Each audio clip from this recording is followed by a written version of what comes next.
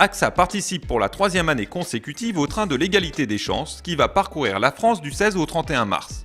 L'occasion pour News Assurance de poser quelques questions à Jade Harris, directeur des ressources humaines chez AXA France.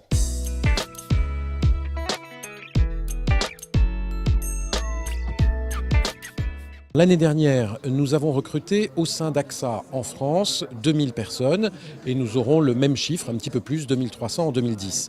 Alors ces chiffres de recrutement portent à la fois sur des postes de salariés, mais aussi sur des postes d'agents, car vous savez que l'assurance est distribuée beaucoup par l'intermédiaire d'agents, de ce qu'on appelle des agents généraux ou des agents mandataires. Au global, ça va représenter en 2010 2300 postes, sachant que l'essentiel de ces postes, plus de 3/4 de ces postes, sont des postes de nature commerciale. En recrutement net, on est légèrement positif pour un chiffre de l'ordre d'une centaine, quand j'inclus d'une part les postes de salariés et les postes d'agents.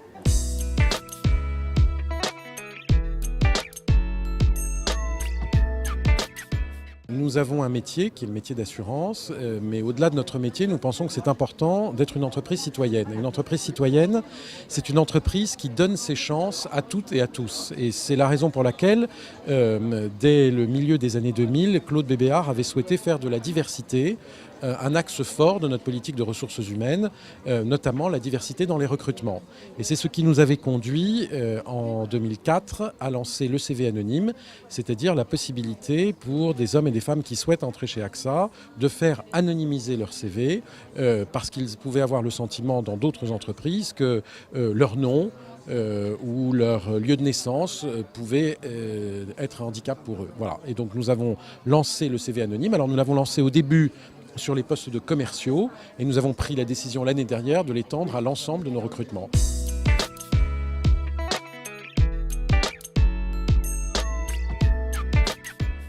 Il y a deux tendances fortes qui se dégagent. La première, c'est qu'effectivement, les postes commerciaux prennent de plus en plus d'importance. C'est vrai que ce ne sont pas des postes faciles, car il faut à la fois du savoir-faire commercial, mais aussi bien maîtriser les offres produits, qui parfois sont techniques. Donc ça, c'est la première tendance. Et puis la deuxième tendance, c'est qu'on a un certain nombre de postes, moins nombreux, mais qui sont des postes d'expertise très techniques, très pointus, des postes d'actuariat, des postes de souscription de risque d'entreprise, par exemple.